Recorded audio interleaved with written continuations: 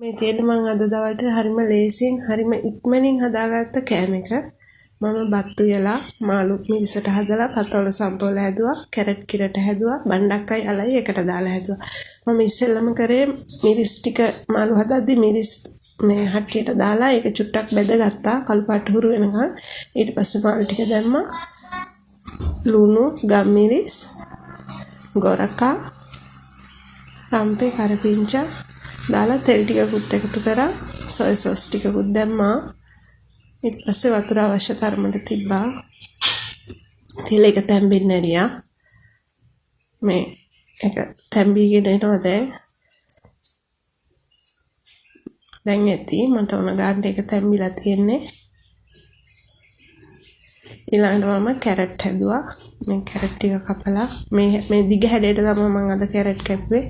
ඒකට සුදු ලුණු, රතු ලුණු, අමුමිරිස්, රම්පේ කරපිංචා, ලුණු, මිරිස් චූට්ටක් දැම්මා 3-5, කහ කුඩු, බෙදපු උළුහල්, අබෑට කීපයක්, ගම්මිරිස් දාලා දියකිරි ටිකක් වැඩිපුර තිබ්බා. මොකද මම මාළු හිඳෙන්න හැදුවේ. ඒ නිසා කැරට් එකේ පොඩ්ඩක් හොදි වැඩියෙන් තිබ්බා. වෙනවද ඒක ලස්සන පාටට හැදෙන හැටි. දැන් ඉතින් තැම්බිලා තියෙන්නේ. දැන් තියෙන්නේ මිටිකිරි දාගන්න. මම මිටිකිරි දාලා කිරි ටික නටනකන් තියලා ඒකත් අයින් කරගත්තා.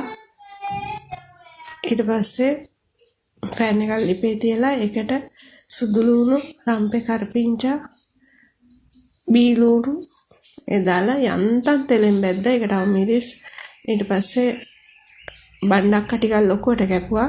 ඒකත් දැම්මා. අල මම මේ බත් එක ලිපේ තියෙනකොටම රයිස් කුකර් එකේ තියෙනකොටම අල ගෙඩි කිහිපයකුත් තැම්බෙන්න තිබ්බා, ස්ටීම් වෙන්න තිබ්බා. ඒ අලත් පොඩි කෑලි වලට කපලා මේකට දැම්මා.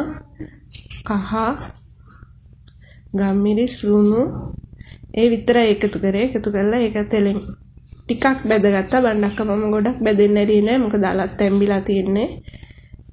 ඒකල ඊට පස්සේ මම පතොල සම්බෝලයක් හැදුවා.